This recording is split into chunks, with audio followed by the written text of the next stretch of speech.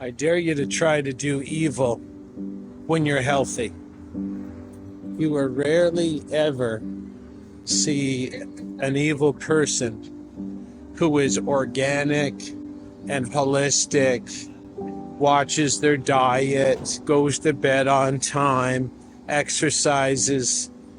You will see that the least amount of people that are evil are healthy people. And the more unhealthy you get, what happens is you have a spiritual immunity, and it can be pierced. It's like a force field. And we live in a spiritual world. It's so obvious today that the spiritual world is real because you see the good people and you see the evil people. And if you haven't noticed, the more drugs, the more poisons, the more toxins, the more these evil people appear. And then there's this tipping point, this critical mass, where people become so polluted. It's like they can't find their way back to the moral or ethical road. And if you were part of the evil team, the evil army, wouldn't you organize a campaign where people inject poison into themselves? If poison allows other evil entities to enter what we call the human meat suit and drive the human meat suits around? I mean, when does the evidence that we see each and every day wake us up to the true reality of this realm? And people have gotten so far away from looking at anything spiritual. It's so easy to hide the spiritual world today. It's right in front of us. We see people having mental problems, they're committing suicide. And the thing about evil, we have to define it as sort of a force that is anti-life. It hates life. They call it the Luciferic force, Lucifer. They've called that the Luciferic force for thousands of years, and they've defined it as a trickster. And its sole job is to remove, I'm not making this up either. There's a good podcast by Paul Chek on his Paul Chek Living in 4D podcast, number 250. So I'm not making this up. This is well documented throughout the ages. The Luciferic force tricks people, tricks live people to kill themselves. And it doesn't have to be an instant sort of kill. It can be a slow kill, a slow, soft kill, suicide by alcohol or drugs or coffee or junk food or vaping. And when are we going to start looking at us as living humans and knowing that every time you turn around, there's people disrespecting themselves, sticking poison in their mouth, injecting poison under their skin, and sort of not willingly with that last part of injecting the poison under the skin. But when do we recognize this force that works 24 hours a day, like the Luciferic force?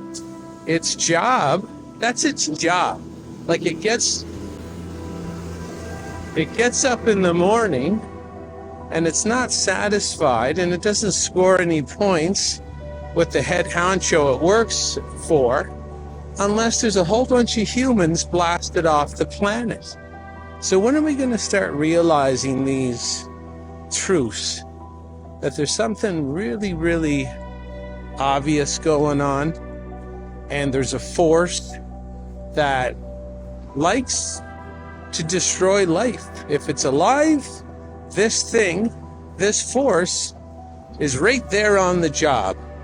And since we're alive and we're living, and we're being happy, which is sort of anti-Luciferic in itself, this force doesn't want us happy, doesn't want us alive, doesn't want us to be around. And they have all these tricks. The TV's a trick, the advertising's a trick, the propaganda, the mind control, the behavior modification, the psychological manipulation. Everything we get up in a day is some other weak human, looks human. You know, there's a human just went by driving the Coca-Cola truck. Not too sure if he realizes he's participating in the Luciferic force, because he's delivering Coca-Cola, which destroys people, destroys life, sucks the life rate out of people, sucks the potential, sucks the value out, sucks the happiness out. Everybody just, pounding back all these chemicals that destroy lives in themselves, taking 20, 30, 40 years off their life. And the Luciferic force is okay. It's very patient. It's got the time. It's got lots of time to trick the humans into blasting themselves off the planet. So when are we going to realize that there's spirits that grow these planets, spirits that grow us? Like when a egg is fertilized in the female womb, where does the growth pattern come from? Where does the blueprint come from? It comes from spirit, which means something invisible in the sky. And people really got to start putting this together, because I see so many people employed in this field. Like that's their job. Their job is to destroy life. That's their job. They get up every day and destroy life as their full-time job. And they might even destroy themselves in the process. Like the lady who sells donuts that destroy people at the donut shop. She smokes on the way to work, and she drinks wine at night. I mean, there's this hatred of life. It's just like, seriously, it's a hatred. They hate themselves. They hate themselves. But I don't think anybody's really born like that. I think they're tricked into hating themselves by this force. And we really got to wrap our heads around it and try to protect ourselves. I do everything I can in a day to sustain and maintain and even improve the life force in myself. This is what I teach other people as well, so we have a good spiritual immunity, a good force field around us for this trickster, this biblical trickster. If you need more information like this, just email me personally, Jason at freedomfromselfsabotage.com. This is Jason Christoff signing off.